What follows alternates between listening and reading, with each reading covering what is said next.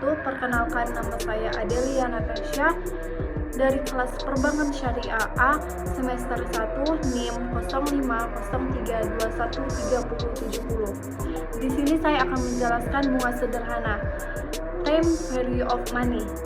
Time value of money atau TVM adalah konsep kalkulasi nilai berdasarkan waktu. Konsep ini menerapkan bahwa nilai uang yang akan datang akan berbeda dengan nilai uang saat ini. Mengapa demikian? Karena uang di masa sekarang dapat diinvestasikan untuk mendapat keuntungan. Nah, konsep ini biasanya dipahami oleh seseorang ketika akan menanamkan modal atau dananya, karena uang yang diinvestasikan dianggap menghasilkan suatu keuntungan atau bisa disebut juga dengan bunga. Untuk periode tertentu, konsep tersebut pada dasarnya dapat menggantikan bahwa uang memiliki nilai waktu. Time value of money dapat diilustrasikan pada keadaan di mana seseorang akan bersedia mengorbankan uangnya saat ini bila tingkat bunga diperhitungkan sebagai kompensasi, artinya uang memiliki nilai dari waktu ke waktu dalam jumlah tidak sama sehingga timbullah kompensasi atas nilai uang yang disebut bunga. Contohnya, uang 8.000 pada tahun 2000 pasti nilainya berbeda dengan nominal uang 8.000 di tahun 2021. Jika pada tahun 2000 uang senilai 8.000 dapat digunakan untuk membeli 1 kg telur ayam, maka di tahun 2021 ini uang senilai 8.000 tidak bisa lagi digunakan untuk membeli 1 kg telur ayam karena harga telur ayam telah mengalami kenaikan hingga 30.000 per kilogramnya. Menurut teori keuangan konvensional, time value of money adalah hasil pemikiran yang didasarkan atas perhitungan bahwa nilai uang yang akan datang tidak sama dengan uang saat ini. Dengan demikian, nilai uang selalu mengalami perubahan dari waktu ke waktu, sehingga timbullah konsep untuk mendapatkan tingkat bunga sebagai pengganti dari nilai yang berubah dan selanjutnya disebut kompensasi atau bunga. Nah, sementara dari sudut pandang Islam, konsep tersebut tidak dapat diterima karena adanya anggapan bahwa uang dapat tumbuh dan berkembang dengan sendirinya, yang bisa dianggap juga disebut dengan riba. Maka, time value of money ini tidak berlaku di dalam Islam. Economic value of time, konsep di mana memaksimalkan nilai ekonomis suatu dana pada periode tertentu. EVM adalah sebuah konsep yang berbanding terbalik dengan konsep TVM, di mana waktu yang memiliki nilai ekonomis bukan uang. Economic value of time memiliki arti maksimumkan nilai ekonomis suatu dana pada periode tertentu. Artinya, uang tidak boleh tertimbun pada suatu transaksi, tetapi uang tersebut harus diputar untuk menciptakan suatu nilai. Contohnya, ketika Anda memiliki uang 100.000 saat ini, kemudian Anda meletaknya uang tersebut di bawah kasur Anda, maka sebulan yang akan datang, uang itu akan tetap bernilai 100.000. Berbeda jika Anda memutar uang tersebut dengan membelikan 100 buah pensil, kemudian Anda jual kembali dengan 1.500 per piecesnya, dan semua pensil habis terjual, maka uang akan menjadi 150.000. Dalam konsep economic value of time, Anda bukan hanya melihat dari manfaat waktu saja, tapi Anda juga harus menanamkan rasa sabar, transparan, dan adil dan memutar aset tersebut. Economic value of time memiliki dasar perhitungan bukan bunga, melainkan nasabah bagi hasil yang tidak memastikan tingkat keuntungan di masa yang akan datang. Baiklah, selanjutnya di sini saya akan menjelaskan bunga sederhana. Orang yang membutuhkan dana dapat meminjam uang dari orang lain atau lembaga keuangan yang disebut dengan bank. Uang yang dipinjam harus dikembalikan dalam jangka waktu tertentu.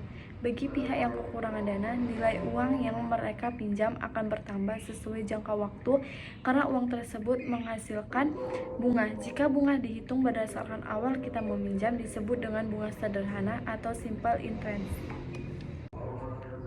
Baiklah, selanjutnya, bunga adalah balas jasa yang dibayarkan bila mana kita menggunakan uang. Kita akan membayar bunga kepada pihak bank ketika kita melakukan peminjaman. Sebaliknya, kita akan memperoleh bunga jika kita menginvestasikan uang berupa tabungan atau deposito di suatu bank. Jumlah uang yang dipinjamkan atau diinvestasikan disebut modal awal atau peminjaman pokok atau prinsipal. Jadi dapat disimpulkan, bunga dapat dipandang sebagai perlakuan membayar bunga kepada bank jika kita tidak sebagai peminjam dan memperoleh bunga jika kita sebagai investor bank.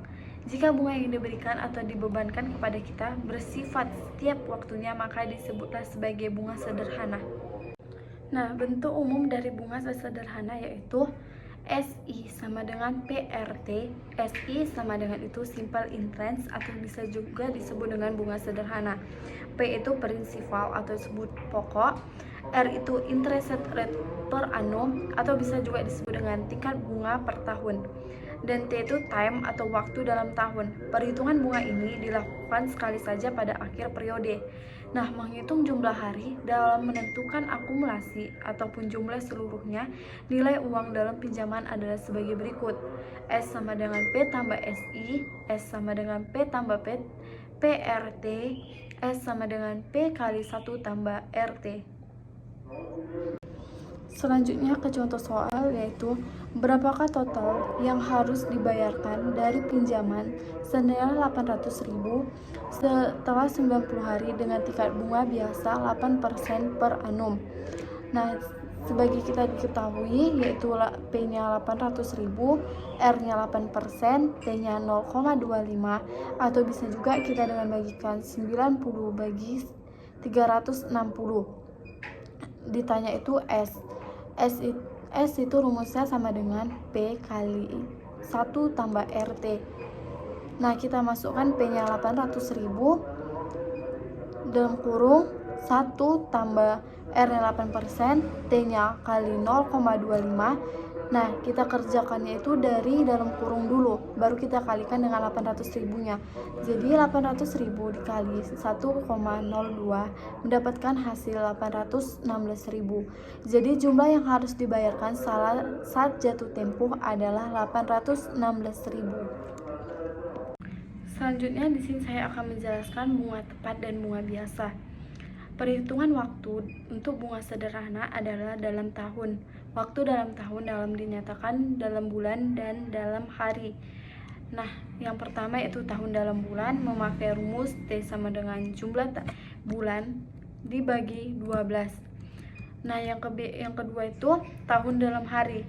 Tahun dalam hari mempunyai dua metode, yaitu metode bunga tepat atau accept interest atau SLE, yang itu menguntungkan pembayaran bunga dengan merugikan penerima bunga.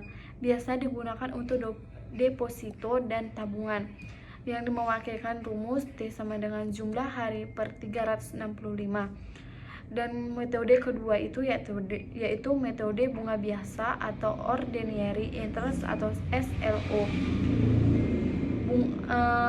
Metode biasa ini disebut menguntungkan penerima bunga dan merugikan pembayaran bunga. Biasa digunakan untuk pengkreditan yang memakai rumus T sama dengan jumlah hari per 360. Lanjut ke contoh soal.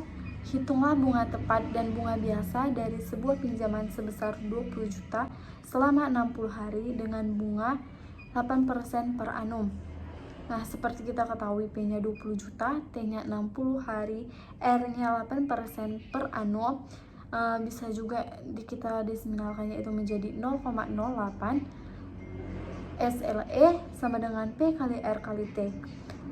Kita masukkan P-nya 20 juta kali R-nya 0,08, T-nya itu 60 per 365. Karena dia itu metode bunga tepat, jadi dia itu memakai 60 per 365. Jadi kita mendapatkan hasilnya SLE itu 263.013.000 sekian. Nah, SLO memakai rumus P kali R kali T. P-nya 20 juta dikali R-nya 0,08 kali 60 per 360. Kenapa pakai 60 per 360? Karena dia kan metode bunga biasa. Bunga biasa itu jumlah harinya itu 60 dibagi 360. Nah, dapatlah hasil 266.606. Nah, selanjutnya kita memasuki menghitung jumlah hari. Menghitung jumlah hari itu memakai dua metode, yaitu pertama menggunakan tabel urut hari, dan yang kedua itu menghitung jumlah hari per bulan, kemudian dijumlahkan seluruhnya. Dan kita masuk ke pembayaran langsung. Pembayaran langsung untuk membuat pelanggan yang tidak dapat membayar tagihan secara penuh pada saat pembelian. Biasanya penjual bersedia menerima sejumlah uang sebagai uang muka, dan sisanya akan diangsur dengan jumlah yang angsuran dengan tingkat bunga yang disepakati.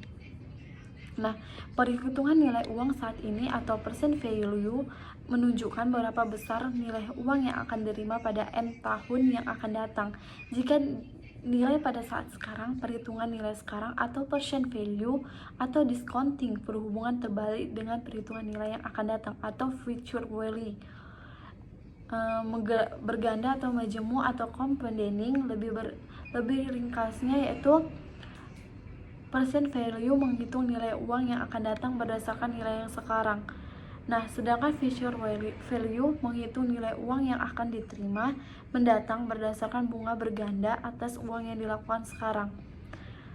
Tingkat bunga yang digunakan untuk menghitung besar angsuran disebut dengan tingkat bunga flat. Adapun bentuk umum perhitungan jumlah pembayaran angsuran atau sering disebut nilai akumulasi adalah sebagai berikut, yaitu S sama dengan P kali 1 tambah RT, yaitu keterangannya S itu jumlah pembayaran angsuran, P itu pokok, R itu tingkat bunga.